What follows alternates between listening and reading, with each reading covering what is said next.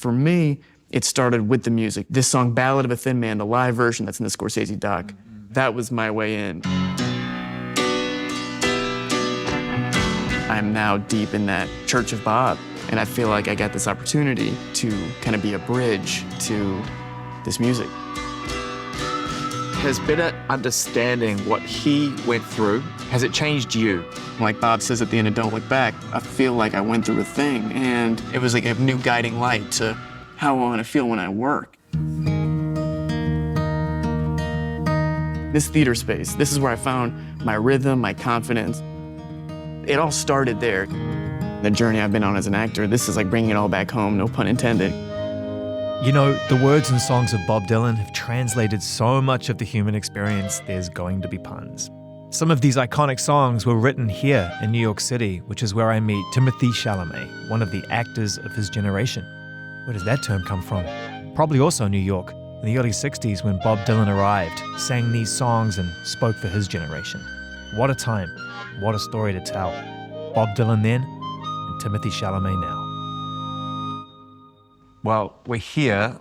It's good to see you, by the way. Nice to see you and meet you. Yeah, but I nice feel to like meet I've you known too. you. And I'm so stoked to do this. Same. And I feel like you're talking to a non-musician, so I'm very grateful for that. I don't think so, and we'll get to that. I think you are, in lots of different ways. I don't think we could be sitting here having this conversation about this film and your journey thus far if music hadn't played a role in your life, but we'll get to that. I mean, it seems strange to not start with the location. Yes. And why we're here, because you were excited we were coming here. I Yeah. think this was actually your idea. Yeah, not only excited, this is Manhattan Theater Club. This is not this space, but the space right next door. Yeah. That's where I kind of hibernated and got all these ideas out. And without this theater, I don't have an acting career. And without your early interviews, in addition to the interviews you have now, you know, I wouldn't have jumped into this either. I know you don't do a lot of this. Yeah. It's not a common thing for you to sit down with all cameras and stuff around, and so we're gonna have a good time. I think the work should speak for itself, all the pretentious reasons actors would have. Yeah. But this role, and this guy, Bob Dylan, in this movie, and this is why I like to bring it into this theater space, because I feel like maybe we'll get into it, but in the journey I've been on as an actor, this is like bringing it all back home, no pun intended. But I had to will myself into doing this a little bit because the greats like Daniel Day-Lewis or whatever, you don't have to necessarily explain bit by bit how you went about something, but this felt worth it to me. And talking to you felt like the easiest way. And this is the first time, not to be dramatic, it's the first time I talk about this movie or this role with anyone.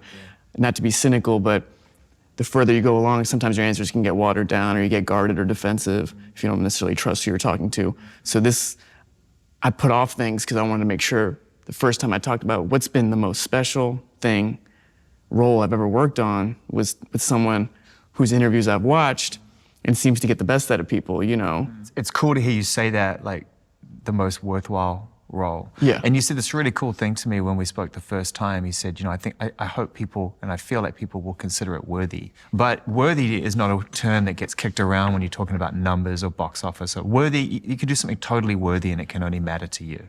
The experience I had, I know, was worthy. Yeah. But I've joked about it with friends just because it was the best experience I've had as an actor or the most rewarding experience I've had. Doesn't really necessarily translate to the effect of it, not only on people, but maybe in the finished product, because I've also had more challenging experiences that come out great.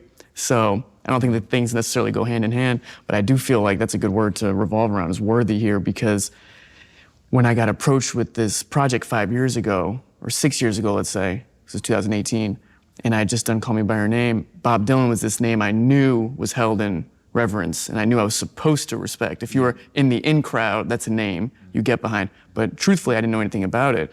You know, I thought I did a Henry V movie called The King. I thought it was to my advantage. I didn't grow up in England. And I thought that would be my advantage with Bob Dylan if we did it in the first year or 2 years, because I could see online the communities that revered him, how deep that reverence was. And I'm happy it took 5, 6 years, because I'm now deep in that Church of Bob. I feel like that's my mission, is the next 3 months till the movie comes out. I feel like I'm in the Church of Bob. I'm a humble disciple. And I feel like I got this opportunity to kind of be a bridge to this music, you know, or this period, this time period. In order to get to this role, which is playing somebody or interpreting a period of someone's life while they're still alive, there's certain disciplines, I think, that hopefully you get to go through to figure out how you do that. Yeah.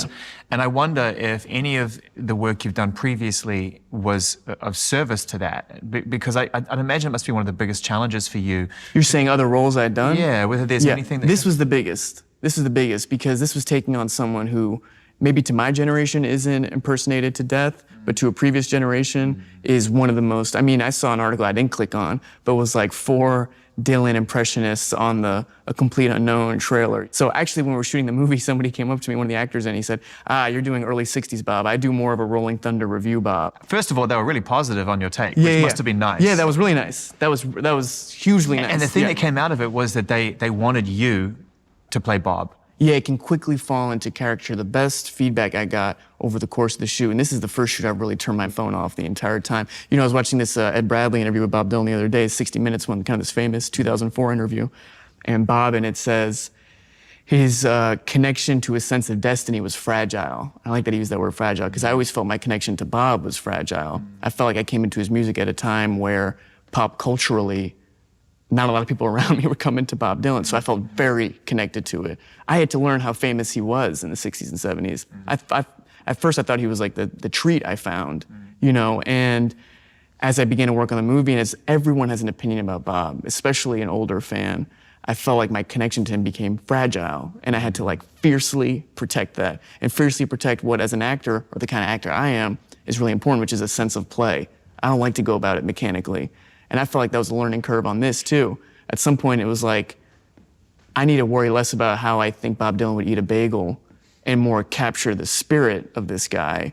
Because you know, one can get in their head at the beginning of the process and go, especially with other music biopics, okay, this is about brushing your teeth the way he would have brushed his teeth or getting the, but anyway, all that to say, I got this text from Jeff Rosen, who's Bob's manager halfway through the shoot. I didn't even know he came to set. Thank God. Yeah, because that whole day I would have been, exactly. Essentially, he said like, good on you for capturing the spirit of Bob. He didn't say good on you, man. I'll read it to you because to the Bob purists, they'll go, good on you. Yeah, exactly. But to that point too, Jeff was so effusive and positive, and Edward Norton and I were jumping up and down. We went, man, Bob's manager loves it. And then we went, oh no, the real Bob's such a contrarian that Jeff's gonna go to him and say, this movie looks good, and then Bob's gonna say, well, it must be a piece of shit. Yeah, totally. But for me, the connection was through the music. You know, at some point, this movie does not demystify the cult of Bob. It doesn't try to go, oh, in fact, it's a challenging story in that way. The Johnny Cash movie that Jim Mangold also directed, the Johnny Cash story is a little clearer from a, not a tragic perspective, but from a narrative, you know. There are beats, clear beats. There are beats, the flashback beats that then walk hard. I don't know if you've seen that movie. Like brutally, you know. I made the mistake of watching 5 minutes of that movie before I started this. I'm like, oh my God, I'll never be able to do this, you know. And, but this is a kind of a confusing story structure because well, he was confusing. He's a mystery. He's still a mystery. 61 to 65, the general impression you get if you read the books or you've seen any of the movies or read any of the articles about that time is that he was almost an apparition. And his come up was 2 years basically. From when he got to New York in January 1961 to his point of success was like a 2-year run. So there isn't the waiting 10 years to come up. That's the other really interesting thing about it is that, you know, his is a story of not even reinvention, because he didn't even, there's nowhere for him to come from. He literally started fresh when he got to New York. He started there. He was like, there's a great quote in the Martin Scorsese film where he says, you know, I really didn't feel like I had any past that I had to hold on to. So I could just kind of start again. That was a huge thing for me when I came into this music. I felt like self-invention, self-creation. You know, I grew up 10 blocks from here. I grew up in like the most untethered environment. And I say that affectionately. You know, I grew up in an arts building.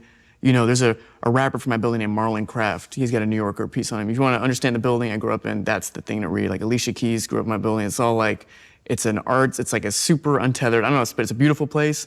But equally, I culturally came into all the things like Kid Cudi or hip hop, the things that formed me, like any normal kid in that period. And then when I was 23 and when I got to LA, and it's not like I hit a wall, but I started to, everything's perspective, and I started to see what my perspective was relating to that kind of music, or what people's perspective that made that music would be on me as a whatever, as an actor.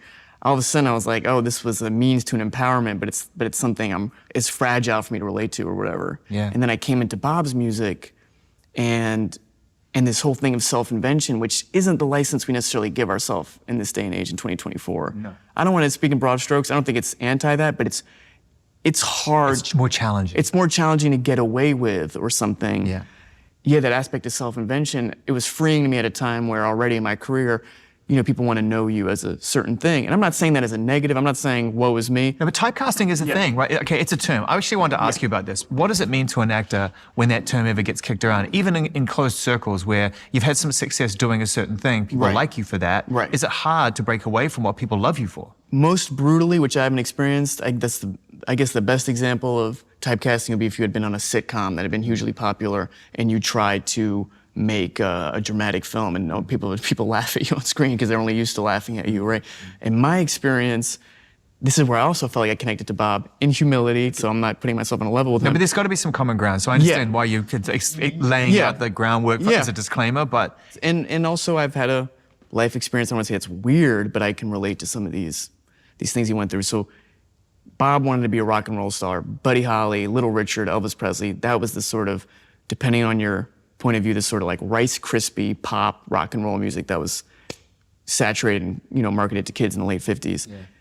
Equally, I wanted to be a big movie actor, right? I wanted to be, but if I auditioned for the Maze Runner or Divergent, things of that variety that were popping when I was coming up, it was like, the feedback was always, you don't have the right body, or I had an agent that called me and said, you gotta put on weight, basically, not aggressively, but Yeah. And then I found my way into these very personalized movies or something. For him, it was folk music. He couldn't keep a rock and roll band because they would all get hired by other kids that had more money, literally, in Minnesota. So for me, it was finding a very personal style movie like Call Me By Your Name or Beautiful Boy or Lady Bird or Little Women, Miss Stevens, Hot Summer Nights. Those were like smaller budget, but very, I don't know how else to put it, personable movies that started in this theater space. This is where I found my rhythm, my confidence, my flow. Doing Prodigal Son. Doing Prodigal Son here. John Patrick Shanley, that playwright, they gave me the juice. The way LaGuardia gave me the juice when I was starting out in high school. And what was the juice? The juice was the confidence. The juice was just saying you're great. And also at some point that I wouldn't take no for an answer. I felt like it was people with connections that were getting these roles. Prodigal Son was supposed to be a kid with connections. I don't want to say that disparagingly, I say it respectfully. And the audition I had, not in this space, but at Manhattan Theater Club in Midtown, I was going nuts. I was kicking things across the room, and the role was about a sort of a Dylan-esque character, a little more rageful than Dylan, who, refused to not break out of his shell, and so to have John, the way Harry Schiffman, my teacher, you just have to have people when you're young, and this is where privilege or being in the right place at the right time does play a factor, that go, hey, that pat you on the back, that say, do this, basically. And I realized at some point my strength is my vulnerability. I feel like, at 25 or something, similar to Bob, again, you hear stories of people that their upbringings are way more dramatic than mine, And then you start to go well, what is my drive? And then Bob, my drive is my drive. My thing is my thing. It just is. But at the time, you don't know what that is, right? Which is why you're going for the roles that all your peers are going for. Exactly. So you're showing up in these places going, well, I'd like to play that. And someone goes, but you can't. Yeah, exactly. Yeah, you're sort of not cut out for this. I was either not cut out for that kind of thing, or I wasn't what was considered a more vulnerable, I don't know, something. It was driving me nuts. Call Me By Your Name, Lady Bird, Hostiles, and Beautiful Boy I shot in a 9-month stretch or something. Wow. And that's before I did any sort of press or anything related to it. So the window was pure. The way Bob made Bob Dylan LP or Freewheelin', that's how I look at it. Where his success was kind of going like that. Now the turning point for Bob, for me, the way I interpret his career, or a symbol of the turning point, is this thing, a civil rights award called the Tom Paine Award he got next to James Baldwin. And he was drunk when he was there. There's no audio that exists of it, but there's a speech he gave you can read, where clearly he's had it with sort of being deified. Now, I was never deified, but I could equally relate that I was well, I've done this thing, but when Denis Villeneuve knocks on the door about Dune, or I got the opportunity to play Willy Wonka or something, that was Bob wanting to be in a rock and roll band up top. I was well, Leonardo DiCaprio and that's who I initially aspired to be. When that door wasn't open, then I had to go make folk music, basically. Then I had to go really hard. It's the opposite of a thing where that's where I get jealous of musicians, where you can show up when you want, and the studio is curated, and I've watched musicians record with one engineer in the room or 30 people in the room, Or take 8 years to make an album. Or take 8 years or to 8 make an months. album, or 8 months, or never put it out, you know. And there's actually a beauty, I think, in a rigorousness on a film set. You are showing up at a certain time, and you got to flip the switch. And I've seen people like Christian Bale. I've worked with people like that do it, So you just got to do it. But that's a whole other discipline. Yeah. When did you start to learn that? The King. That was this Netflix movie, The King, the Henry V movie. That was the switch, and that was also the biggest budget I'd worked at. And I'm a young New York 22-year-old kid at that point playing Henry V, who's like one of the great. But every movie I've done has reflected some place I'm at in my life in that moment. I've had this weird gift of that. The one exception to that would maybe be Wonka, which is actually a challenge to kind of bring it all back home. That movie was like, I got to access a musical theater bone that was really alive to me at 16 at Performing Arts High School, but now is, well, I was like, it was post-COVID and all that stuff. But everything else, so The King or Dune are these roles where, they're basically about like circumstance being too great for your youth, and I could relate deeply to that on both of those projects, that was my point of relation. The Bob thing, not to bring it, I don't want to jump 5 years, but that was a new challenge of sort of playing a savant and a genius, and how do you do that? Somebody once said to me, you can't make a movie about a painter because it's not interesting to watch paint dry.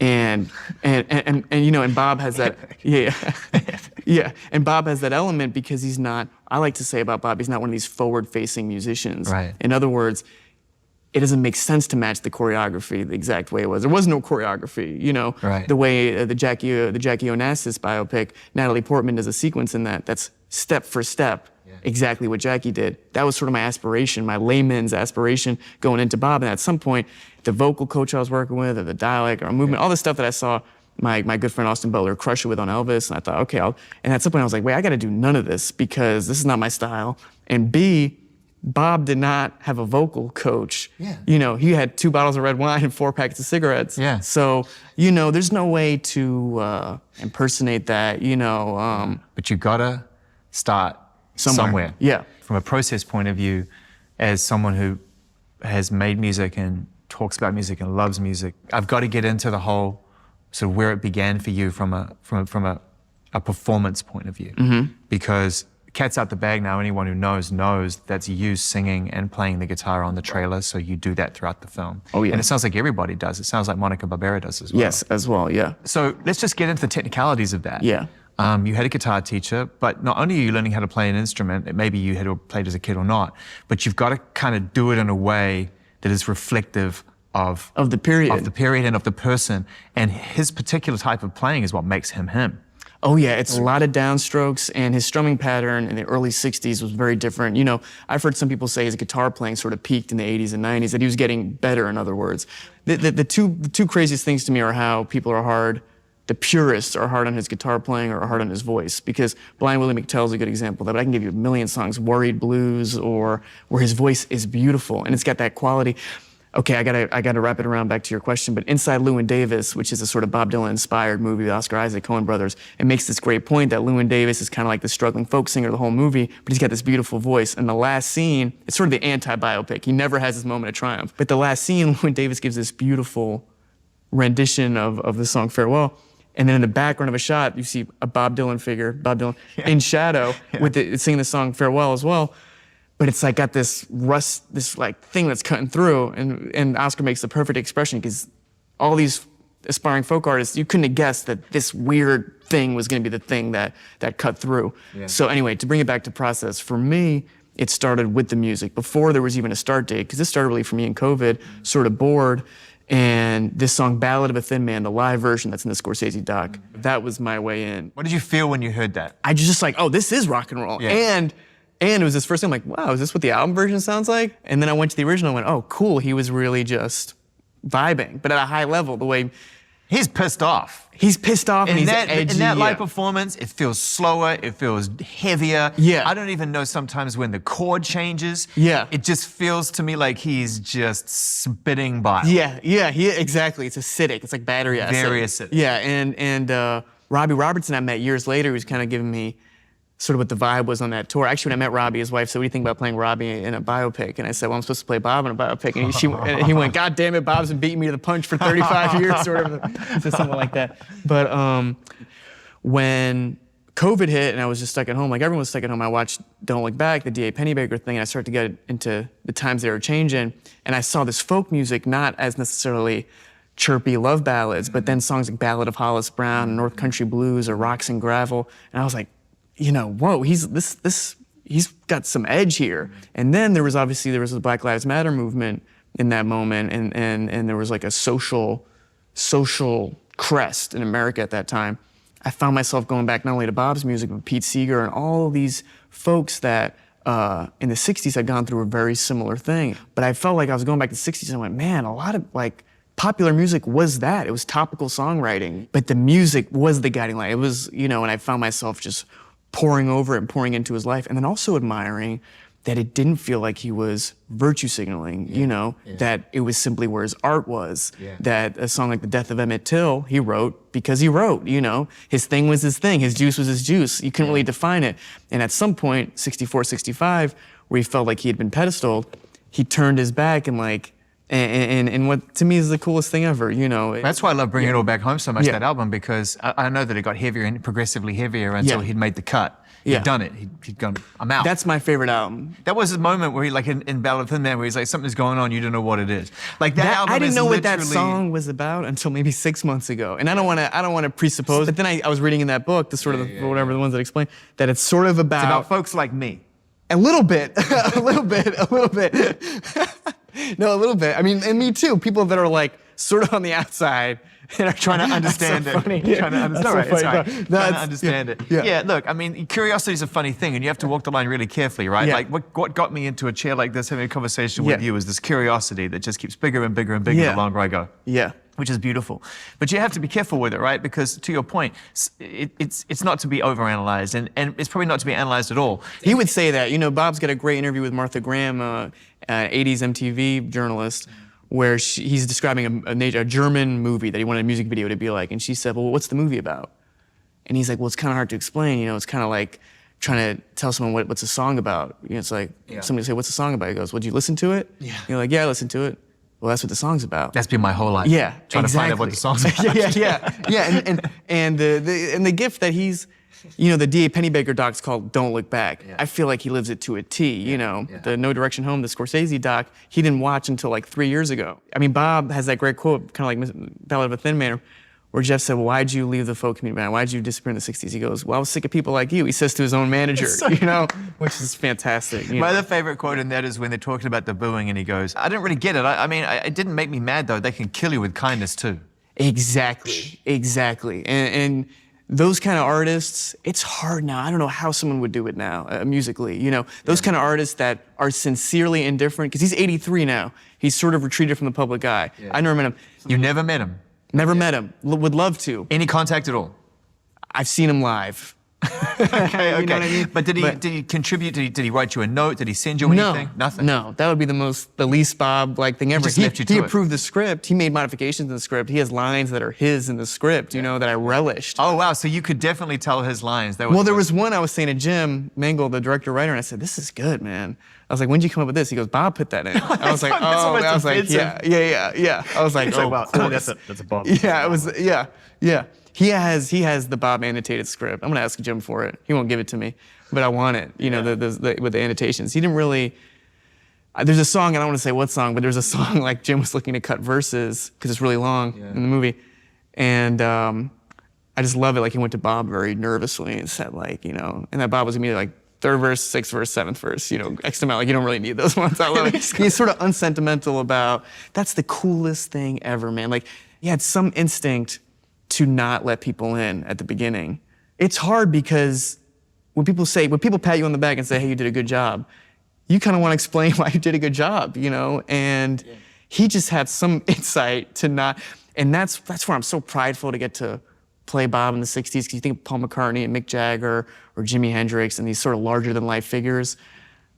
to the earlier metaphor about Mason or Divergent, when I look at my older contemporaries, my contemporaries now, I don't really see myself in the mirror of them. I don't say that to put myself down, but I just don't. When I watch group interviews from movies I put out, whatever, and they cut to other castmates, I think they're much better spoken. Like, they can flip the Hollywood thing on way more than I feel like I stumble over my words and I can't really get it across. So I get to be Bob in that 60s. I'm pretending there's a multiverse that doesn't exist. So the fact that I get to be this guy, and that's where I try to be humble too and check my ego at the door, that in process I never wanted to see myself less when I looked at the monitor in the movie.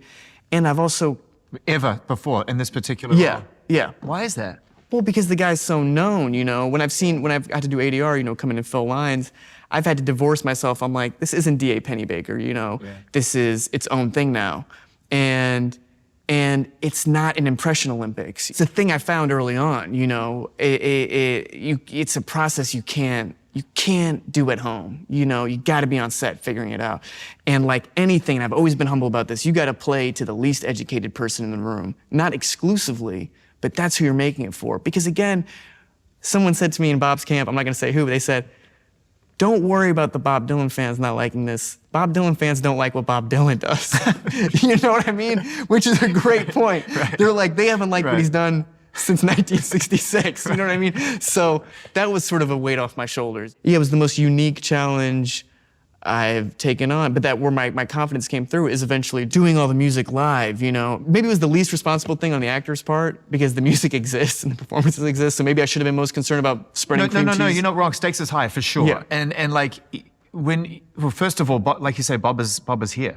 Bob is alive. Bob This is interpretive. This is not definitive. This is not fact. Yeah. This is not how it happened. This is a fable. Yeah, right, exactly. It's not. It's kind of softball to say the easiest thing would have been to sing along to the original songs or whatever. But it's a lot to take on because you're not just having to do it faithfully. In fact, you have to do it uniquely. Right. You have to do it in a way that isn't like the songs that exist, because otherwise, just sing along to those. Exactly. So that's a whole other thing. It's a whole other thing. But when you say uniquely, that's what Harry Schiffman, one of my earliest mentors, when I was taking on this role, he said, don't worry about being Bob Dylan, because people can go see Bob Dylan. They can watch the early footage or go see him now, because he still tours. This is about not only myself interpreting Bob, but Edward Norton interpreting Pete Seeger, and Monica interpreting Joan Baez, and Boyd Holbrook interpreting Johnny Cash, in this moment in the 60s where American culture was a kaleidoscope and Greenwich Village was a kaleidoscope, the way culture still is now too, but it's just, without being like a history teacher,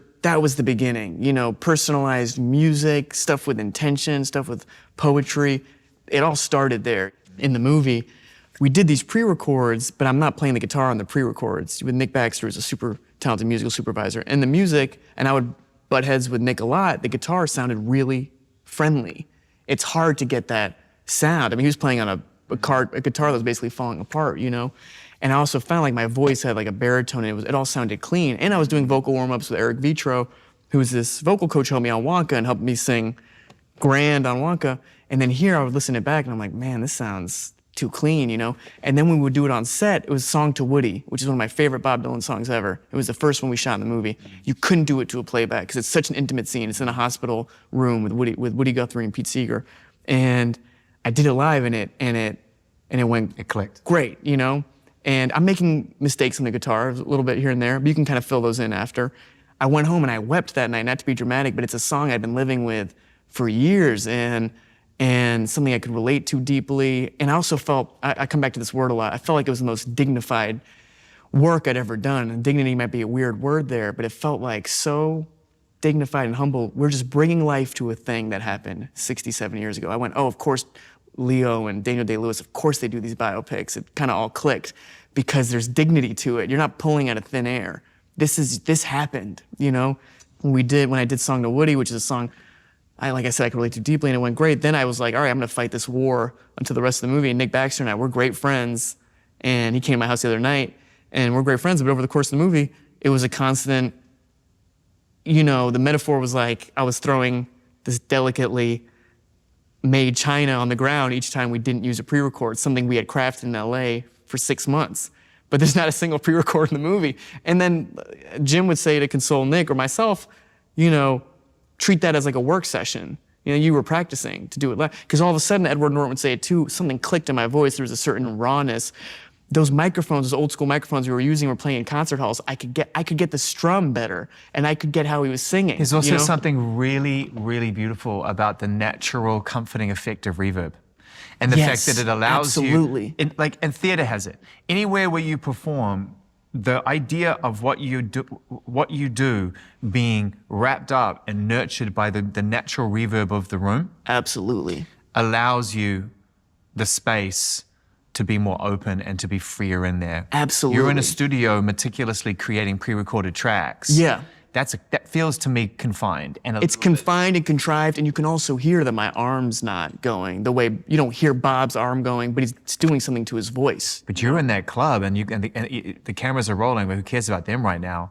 There's a spotlight on you, and you're singing this song. Exactly, and I didn't know of another music biopic where somebody was doing it live, you know? And I'm like Jeremy Kleiner was a great producer. He once said to me, you act lyrically. And I love that. I love that. Yeah, I don't want to understand myself too much as an actor, but it made sense to me. You know, holding my elbow a different way isn't as interesting to me as capturing like spirit and soul and something. And here it was in the music that I could capture the spirit and the soul, you know? It wasn't, I did find my way in, otherwise you'll see like, you got to when you're playing Bob Dylan. Otherwise, it's going to be weird to claim you're Bob Dylan and not doing things that were unique to his behavior. But that's it. I mean, you know, if you're doing a biopic about somebody, it's because they've had enough of an impact on us all as human beings and on society through the music that they make that we know those songs inside out. So we're right there. Like, shouts to Rami Malek, right? When he did Queen Live Aid. Which is amazing. Amazing. Yeah. And when I saw that performance of him doing Live Aid, that performance of Queen at Live Aid, being a boomer, is ingrained in me. So hit those beats. But how do you hit those beats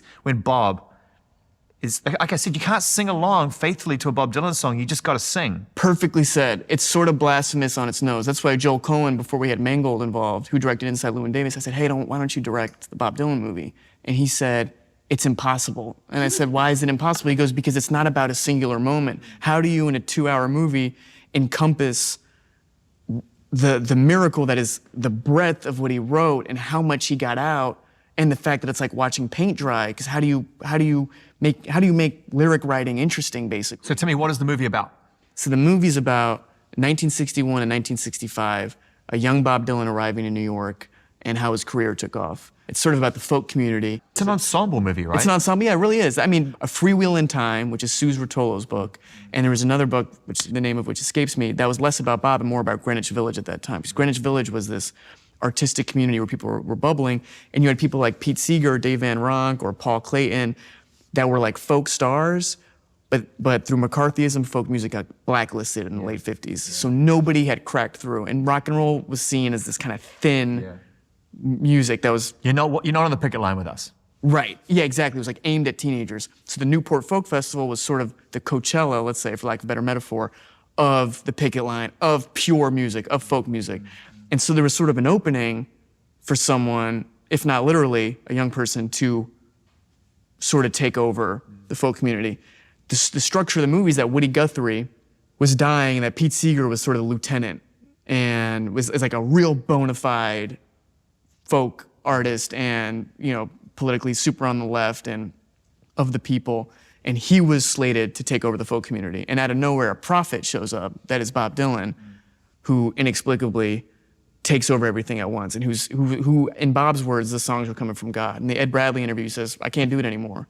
So in that period, anyway, and then at the moment of deification, at the moment where he was on top, decided to turn his back on the folk community in one interpretive way. In another way, he just wanted to make the music he wanted to make and became a rock and roll star. Let's say the first rock and roll star. And at the Newport Folk Festival, got booed off stage, or like a mixed reaction, because he took, let's say, what was considered pop music or whatever, rock and roll, and he played it at what was supposed to be a space of purity. At a time when he was considered to be the one person through all of this blacklisting, this fear-mongering, this McCarthyism, this there's no place for politics in music. If you step on that stage and you speak about government, or you speak about our actions, we will make it very tough for you to reach your audience. That was legitimately happening. He was bigger than that.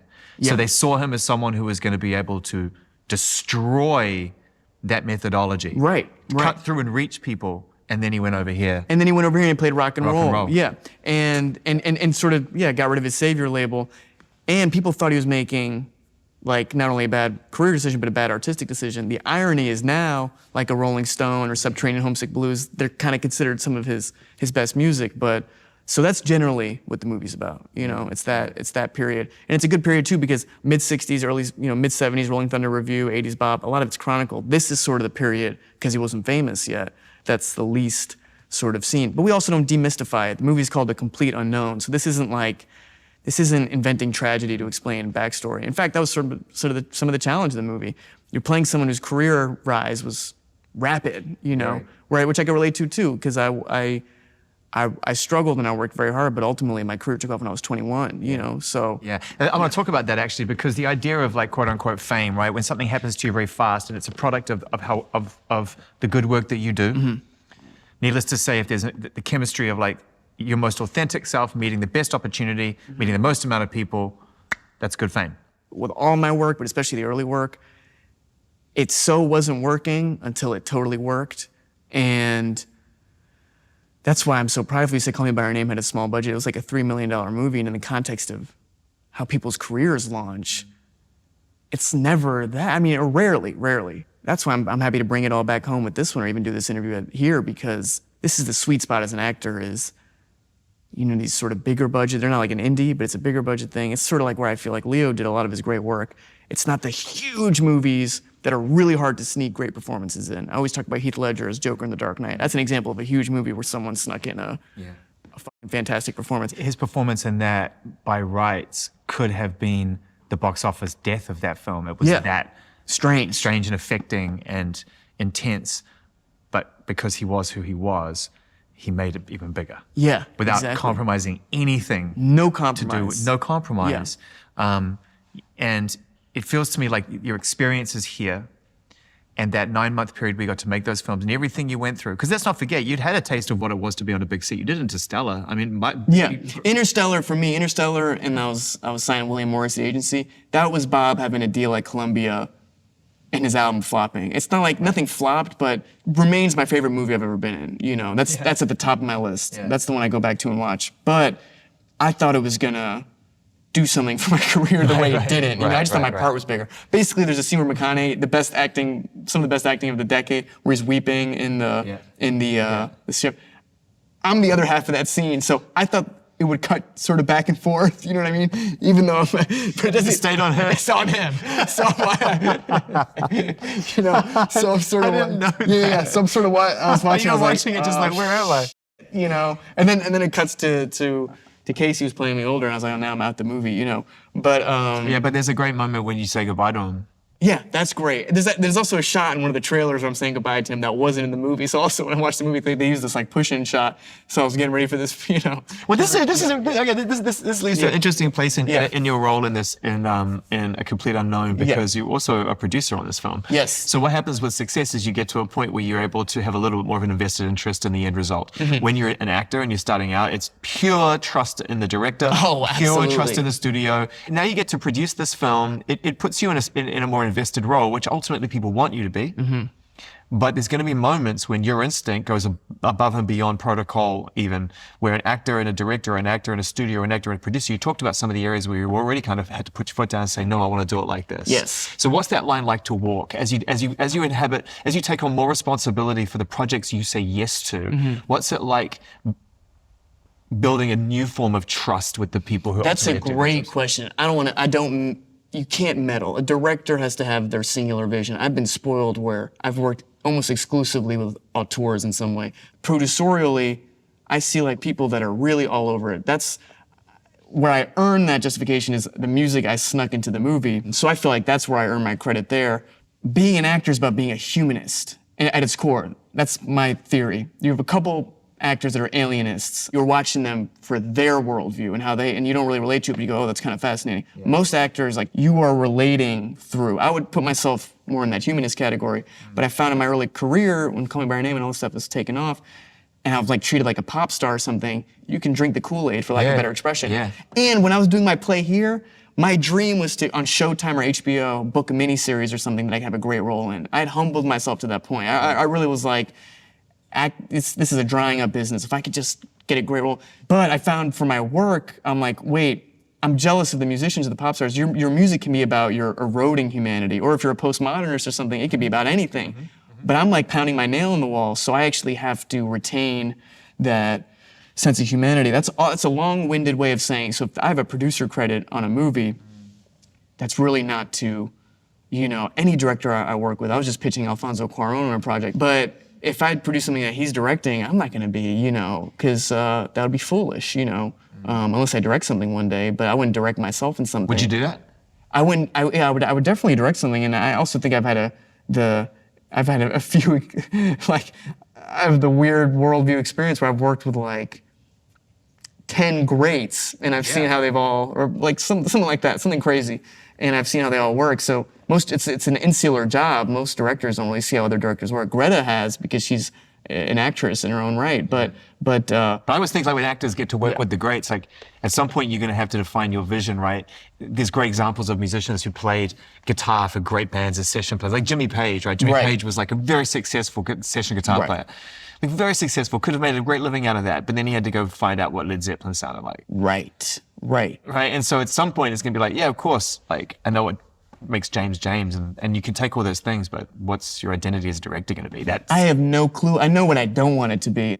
I'm in this worldview where the film business, this is my inner Tom Cruise, no, I'm joking, but where the film business sort of isn't what it was. So I feel there's a responsibility to make things that works, that doesn't dare an audience to be bored, basically, which is what a lot of prestige movies do, right? And so that's why I love this Bob Dylan movie, because there's two versions of Bob Dylan movie, I think. One is a behavioral masterclass that honors someone who didn't really make a lot of eye contact. And then what's the movie about? Then it's like watching paint dry or something. And to the people that know he's a genius, they love it. And to people that don't know anything about him, they'd rather, spend their time and money elsewhere. And then there's the other version that's disingenuous to who he actually was, and is like a greatest hits thing, and he's smooth talking and making eye contact. And this is something else where it's still engaging, which is why Mangold was the best director, but it doesn't dishonor the fact that this was a strange cat. So it's an ensemble cast, and there's a lot of characters that played really pivotal roles in Bob's story. And I think what became very clear in the movies that followed, the documentaries and the stories and interviews, was that he was trying to get away from it being about him. And he was respectful of the fact that it was about Pete and about Joan and about Sue's, ultimately now played as Sylvie. So what was it like kind of working in character with that cast mentality and with the chemistry of those people around, and having to sort of recapture that experience that he was going through with those really pivotal people in his life? Okay, I'll give you two answers. One is about preparation for Bob exclusively. One is about in relation to those characters. So what I did for Bob started during COVID. That was learning all the songs, learning maybe the Bob songs I knew how to play, 20% of which are in the movie. So that was the first education. Then I was working with Tim Monick, who's the... Well, you had to learn how many songs? For the movie, I had to learn 13, let's say, or something. Okay. But in total, I could probably play 30. So Tim Monick was a dialect coach. That's who I worked with for years on this. Worked with a harmonica coach for 5 years. And then worked with a woman named Polly Bennett, who's a movement coach, that actually we got more out of just working on the script together than anything physicality related. And then for my own spirit gathering, for lack of a better metaphor, I retraced Bob's steps through Chicago and Madison, Wisconsin. And I started in Hibbing in Duluth, and I spent about a week where he was from in Minnesota. So let's get into that part of it, because I could go there and I could go and visit a house that he lived in. Right. I did visit the house he lived in, because it's a mega fan named Bill, I'm forgetting his last name, but Bill owns the house. And there's a piece of paper where he wrote, this is not online, he wrote the lyrics to Song to Woody, which has the melody structure of 1913 Massacre. He wrote it on the record sleeve of 1913 Massacre with a drawing that says Bob in Chicago, a drawing of him from the back with a long winding road to New York City, and it says Bound for Glory. And he drew, What? Which is the name of the Woody Guthrie book, and then a drawing of New York City with Woody and NYC at the top. But I went there just to get a sense of, and also because it was sort of mysterious to me, and still is mysterious. Hibbing and Duluth, they're like on the edge of the world, it felt like. I went at the peak of winter, and I landed in Minneapolis, I rented a truck, I was racing down the highway, and listening to the Sun Records, is that what it was? Where that Johnny Cash and Elvis and all them were on when they were young. And then I skidded it on ice, and because I didn't know the roads well enough, just get a sense of where he's from. Obviously, Minnesota in 2024 is not the 60s, but those are good, friendly people, you know, that don't have the city pretensions that, you know, sometimes you have living in New York or LA. Did you get a sense of what he was trying to get away from? Yeah, I did. People, I absolutely did. I could sort of relate to it that my dad's sort of from the Minnesota of France. You know, he's not from Paris. He's from Ardèche is the region, you know. So when I spent my summers in that region, I could relate to that, where I was in a tiny town in France. And it's not that I resented it, but I went, man, there's got to be something out there. More. Because I feel it. Again, what's your reason to being? Sometimes your reason to being is just your reason to being. They just got something to say. It matters sometimes less what you have to say and more your need to say it. Yeah. You know, so just trying to get a sense of how he was. And like I said, drove through Madison and Chicago, which is supposed to be what his route was, to New York on his first journey there. Just you? Just me. It had to be just me. And then, you know, because that's the challenge of, as opposed to like when I was shooting Beautiful Boy, you gotta create those moments of insularity as an actor. Yeah. And it can become more challenging. And you wanna offshoot responsibilities, you know, but the whole point, I didn't get into this that's the whole thing with all the coaches and stuff. I had to do it because I knew my contemporaries that had done biopics had done it. And at some point I was like, this isn't helping me, and it's also not fun. It's not as rewarding. Right, so exactly, you get to check into Chicago and you have one job, which is to try to better understand the environment, him. Even when I was landing in Minneapolis and I had tears in my eyes because I thought, this is so strange. I thought, here's a guy, you know, if you told me, Bob has come to mean to me what Cuddy meant to me. So visiting where Cuddy lived on New Lots Avenue in New York when I dropped out of college for Interstellar and I couldn't get a job, and I'm at New Lots Avenue on the last stop of the train just to see where he was, made sense. If you told me I was going to have that journey through my early 20s, mid-20s with another artist that I would then be tasked with actually embodying, and I didn't know who that artist was yet, I would have been stunned, you know? So a lot of it was just, you know, and listening to this music from but he would have been listening to Johnny Cash or Elvis or Little Richard or Buddy Holly, and a lot of it listening to his music and going, and just feeling like a humble historian or something, and just kind of walking that path. Did you feel different when you started than when you arrived back in New York? Absolutely. It made some insecurity had been solved, some curiosity, and also knowing people, knowing the lawyer who helped him change his name, you know, and getting anecdotes I'm not going to share here, but stuff that was tremendously insightful, stuff that hasn't made its way online, that shouldn't make its way online, but stuff that there were little clues. That drawing I just described to you, seeing his basement, seeing how he grew up, seeing how confined his room was, seeing how it wasn't torturous. It was a house on a street. Not a bad street. It's amazing that this film is even being made, really, because if you think about how the lengths he went in order to stop people from understanding what you went and ultimately experienced, the lengths to which he just, like, the answers he would give to interview questions that were just so obscure and obtuse in order to just say, look, you know, he was the best in the world at batting them away. Because he's understood somewhere in a pure artistic sense, a lot of us don't, it's about what he made. It's not about anything else. That is the least 2024 mentality of all time. In some respects, are you, and I guess maybe you can speak for James Mangold, the director, are you surprised that he is involved in this film at all? No, because I don't think word is gospel to him in this. In other words, I think his experience of the world was so strange to be deified like that. I think this is my guess is it's another raindrop in the bucket of a strange life of people trying to interpret you or your words or your songs. So so the idea of deification, right? The idea of having so much talent or having such a gift or being open to some energy, some muse, some magic, which is what I think music and art ultimately stems from, as magic. You know, I've spent a long time talking to artists who just tap in and they don't know why or how. Where does it come from? Right?